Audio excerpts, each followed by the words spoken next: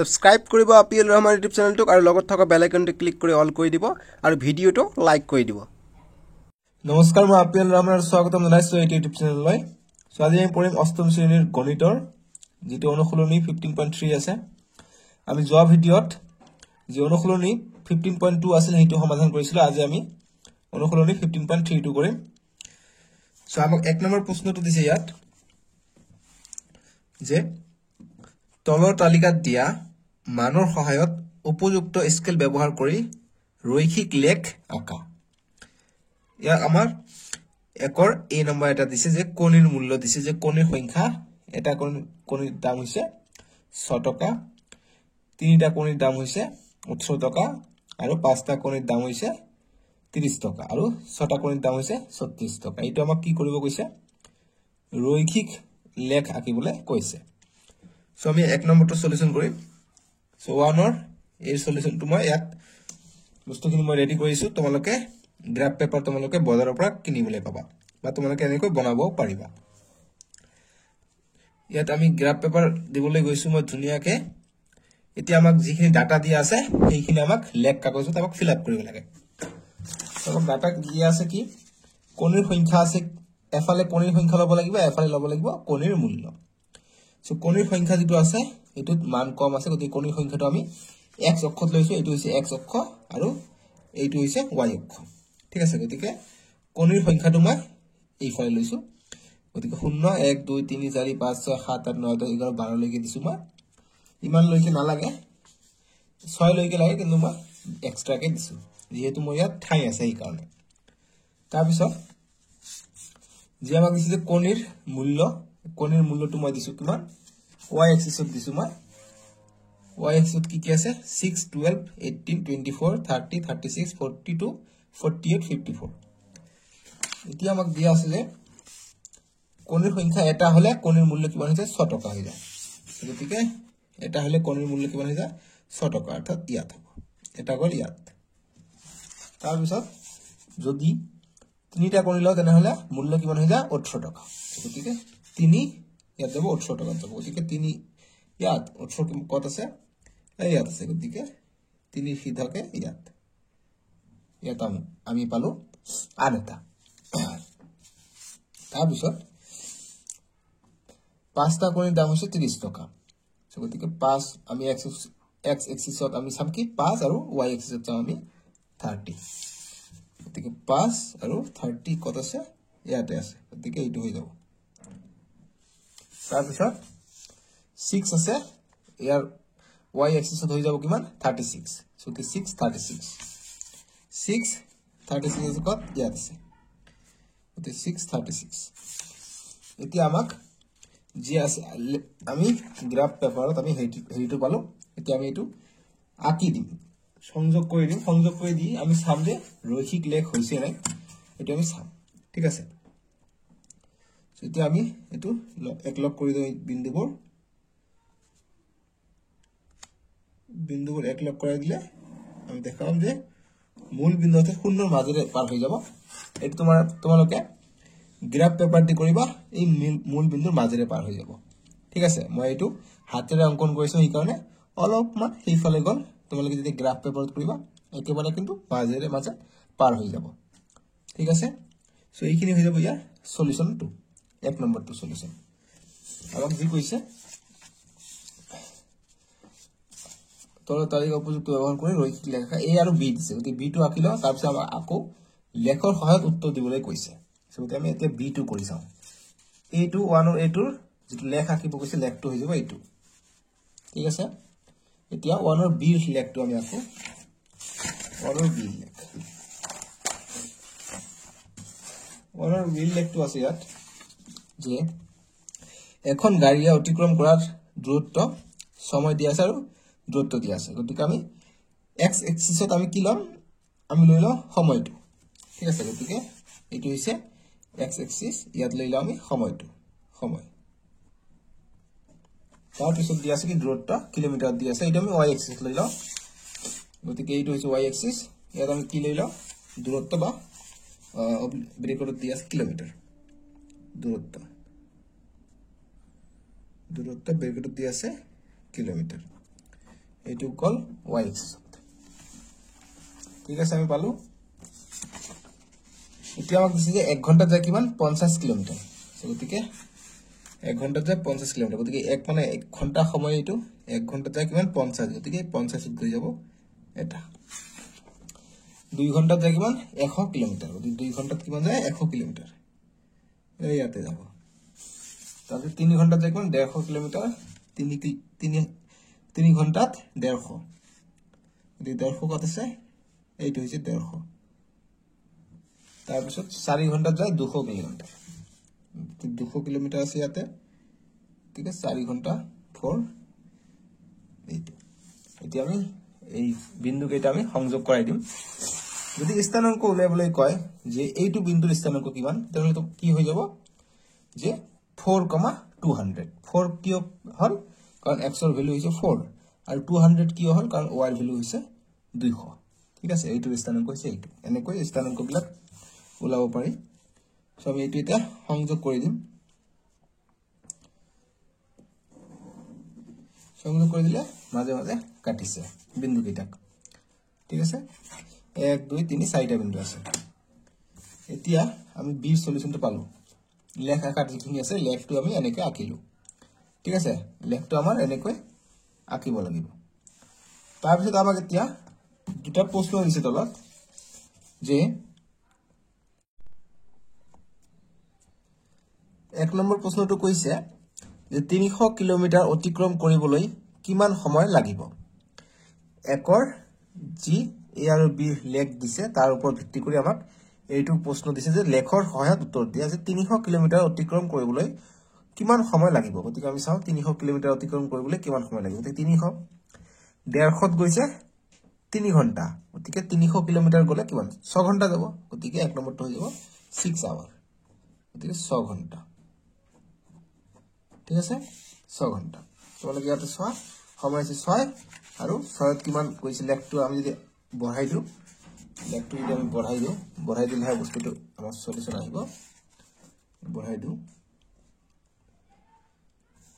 দিলে আমাৰ বস্তুটো ওলাই যাব ঠিক আছে আমি তাতে হিসাব কৰিলো যদি 150 কিলোমিটার যায় 3 ঘন্টা তেনে হলে 300 কিলোমিটার যাব 6 ঘন্টা কিন্তু আমি লেখটো দেখা পাইছো যে 6ত যদি আমি চাবলৈ যাও 6 এটো আমি যি কটাকটি কৰিছে দেখা পাইছো যে 6ত যি কটাকটি কৰিছে 300ত কটাকটি কৰিছে অৰ্থাৎ 300 কিলোমিটাৰ অতিক্ৰম কৰিবলৈ কিমান সময় লাগিব 6 ঘন্টা সময় লাগিব ঠিক আছে বুজি পাইছা তাৰ পিছত নেক্সট এটা প্ৰশ্ন দিছে 2 নম্বৰটো যে 5 ঘন্টাত কিমান দূৰ বাট অতিক্ৰম কৰিব তে 5 ঘন্টাত কিমান দূৰ বাট অতিক্ৰম কৰিব সো আমি ইয়াতো পাই যাও সলিউশন তাতো পাই যাও ইয়াত আমি চাও 5 ঘন্টাত কিমান দূৰ যায় এইটো হৈছে সময় এইটো হৈছে 5 ঘন্টা এতি 5 ঘন্টাত কত গৈ লগ লাগিছে ৰেখাটা দেখা পাইছে ইয়াত 250 গৈ লগ লাগিছে অৰ্থাৎ 250 কিলোমিটাৰ গৈছে ঠিক আছে সো আমাৰ যি তথ্য দিয়া আছে তথ্যৰ পৰা আমি ওলাব পাৰি 5 ঘন্টাত কিমান দূৰ বাট অতিক্ৰম কৰিব তে 1 ঘন্টাত 50 2 ঘন্টাত 100 3 ঘন্টাত 150 4 ঘন্টাত 200 5 ঘন্টাত 250 বাস আমি লেখটো পাই গলো আৰু আমাৰ যি ডাটা দিয়া আছে তথ্যটো আমি পাই গলো ঠিক আছে সো এটো কিমান 250 কিলোমিটার ঠিক আছে এইটো হৈ যাব ইয়াৰ সলিউশনটো 1 নম্বৰৰ এ বি সলিউশন এইটো হৈ যাব এটা হৈছে 6 ঘন্টা এটা হৈছে 250 কিলোমিটার এতিয়া নেক্সট প্ৰশ্ন আমি চাবলৈ যাম তে একৰ সি নম্বৰ প্ৰশ্নটো আমি চাম একৰ সি নম্বৰ প্ৰশ্নটো তোমালোকে চোৱা কিতাপত এইটো আমাক তেনেকুৱা ধৰণৰ লেখ আকি আমাক হেৰি কৰিব লাগিব প্ৰশ্ন দিয়া আছে প্ৰশ্নকেইটা সমাধান আমাক কৰিব লাগিব আমাক প্ৰশ্নটো দিছে যে মূলধন আৰু সুতৰ হাৰৰ ওপৰত এইটো আমাক তথ্য দিয়া আছে ইয়াৰ ওপৰত আমাক লেখ আকিব লাগে লেখ আকিলেহে আমাক যি প্ৰশ্ন কৈছে যে লেখৰ সহায়ত প্ৰশ্নকেইটাৰ উত্তৰ দিয়া গতিকে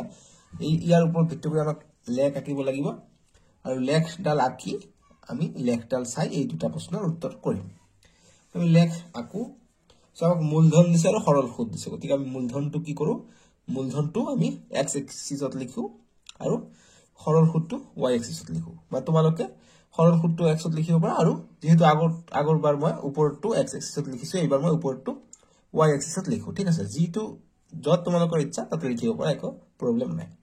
সো গতিকে সেইকাৰণে মই মূলধনটো মই এইবাৰ ওপৰত লিখো, ঠিক আছে। সো মূলধন ওপৰত যিখিনি আছে মূলধন, মূলধন মূলধন হৈছে y এক্সিছত, ঠিক আছে। আৰু যি সৰল সুত আছে, সৰল সুতটো মই x এক্সিছত লৈ লওঁ। সৰল সুত, সৰল সুত, ঠিক আছে। দুটা বস্তু আমাৰ হৈ গ'ল। এতিয়া আমাক তথ্য দিছে কি যে মূলধন হৈছে 200 টকা, 200 টকাত কিমান সুত পায় 20 টকা। গতিকে মূলধন হৈছে 200 টকা, 200 টকাত কিমান সুত পায় 20 টকা, গতিকে অৰ্থাৎ ইয়াত হ'ব। এইবাৰ আমি সৰল সুতটো লওঁ। 50 টকা সৰল সুত পায় কিমানত পায় 500 টকাত, অৰ্থাৎ 50 হ'ব 500। 50টো ইয়াত নাই, গতিকে 50টো ইয়াত আমি মাজত বুলি ধৰি ল'ব লাগিব, ঠিক আছে। গতিকে ইয়াত অকণমান ভুল কৰিছোঁ লিখাত, 20, 40, 50, 60 ইয়াত আছে 500 ইয়াত দিয়া নাই, ইয়াৰ মাজত হ'ব। গতিকে ইয়াৰ মাজত হ'ব নিশ্চয়কৈ।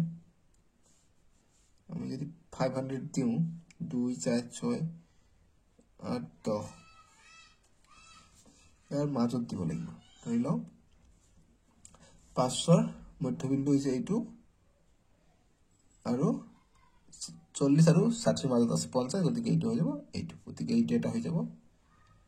তোমালোকে লেখ পেপাৰ কিনিলে তাতে পাই যাবা, বা তোমালোকে কৰিবা 10, 20, 30, 40, 50, 60, 70, 80, 90 এনেকৈ দিবা, আহি যাব। সো গতিকে মই 20 কৈ দিছোঁ, যিহেতু ইয়াত 20কে আছে, গতিকে ইয়াত মাজত হৈ যাব। 400 আৰু 600ৰ মাজত 500, 40 আৰু 60ৰ মাজত 50, গতিকে এইকাৰণে মই মাজত দিলোঁ। তাৰপিছত 1000 হ'লে কিমান হৈ যায় সৰল সুত 100 টকা। গতিকে 1000 যদি হয় সৰল সুত কিমান আছে 100 ক'ত আছে ইয়াত আছে, গতিকে এইখিনি হ'ব 1000 হ'লে ইয়াত হ'ব। তাৰপিছত 150 টকা সৰল সুত হ'লে মূলধন কিমান হয় 1500 টকা। গতিকে 150 ক'ত আছে, 150 আকৌ ইয়াত নাই, গতিকে 150 আমি মাজত বুলি ধৰি ল'ব লাগিব। আৰু মূলধন কিমান হয় 1500 টকাত, গতিকে 1500 ক'ত আছে, তালৈকে যাব লাগিব। গতিকে 1500 আছে, 1400, 1500, গতিকে ইয়াৰ মাজত আছে, ঠিক আছে। এইটো হৈ যাব মাজত। দেখা পাইছা যে 120 আৰু 140ৰ মাজত কি আছে, সৰি ইয়াত হ'ব, এইটো হৈছে 140 আৰু 160ৰ মাজতহে আছে 150, গতিকে ইয়াত যাব। আৰু ইফালে কিমান আছে 1600 আৰু 1400ৰ মাজত আছে 1500, গতিকে ইয়াত হ'ব, এইটো নহয়, এইটো হ'ব, ঠিক আছে। এতিয়া আমি লেখ আঁকি দিওঁ।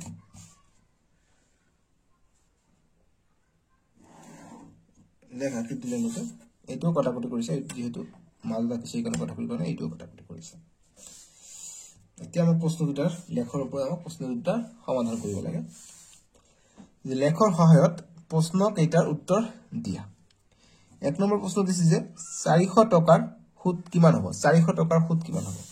আমি লেখত চাওঁ 400 টকাৰ সুত, গতিকে মূলধনটো 400 চাব লাগিব। গতিকে 400 মূলধন যদি ক'ত কটাকটি কৰিছে ইয়াত, কিমান সুত হৈছে 40, 40ত কটাকটি কৰিছে সৰল সুত এইটো, গতিকে 40 হৈ যাব, ঠিক আছে। গতিকে 1 নম্বৰটো সমাধান 40 টকা। তাৰপিছত 2 নম্বৰ সমাধান কৰিম। 2 নম্বৰটো দিছে যে 120 টকা সুত পাবলৈ মূলধন কিমান হ'ব লাগিব। 120 টকা সুত পাবলৈ মূলধন কিমান, গতিকে ইয়াত আমি দেখা পাইছোঁ 120, গতিকে 120 ক'ত গৈ কটাকটি কৰিছে 120 ইয়াত গৈ কটাকটি কৰিছে, গতিকে কিমান গৈ কটাকটি কৰিছে 1200, অৰ্থাৎ 1200 টকা, আৰু মূলধন হ'লেহে আমি 120 টকা সুত পাম, গতিকে 1200 টকা। এইখিনি হৈ গ'ল আমাৰ 1ৰ C নম্বৰটোৰ প্ৰশ্নৰ উত্তৰ। এতিয়া আমি নেক্সট যি 2 নম্বৰ আছে 2 নম্বৰটো কৰিম। 2 নম্বৰটো সহজ, অকল লেখ আঁকিব লাগে। 2 নম্বৰটো দিছে যে তলৰ তালিকাত 6ৰ গুণিতকবোৰ দিয়া আছে, তাৰ সহায়ত এডাল ৰৈখিক লেখ অংকন কৰা। গতিকে ৰৈখিক লেখ আমাক আঁকিব লাগে। সেনেকৈ মই গ্ৰাফ পেপাৰত বস্তুখিনি সজাই লৈছোঁ।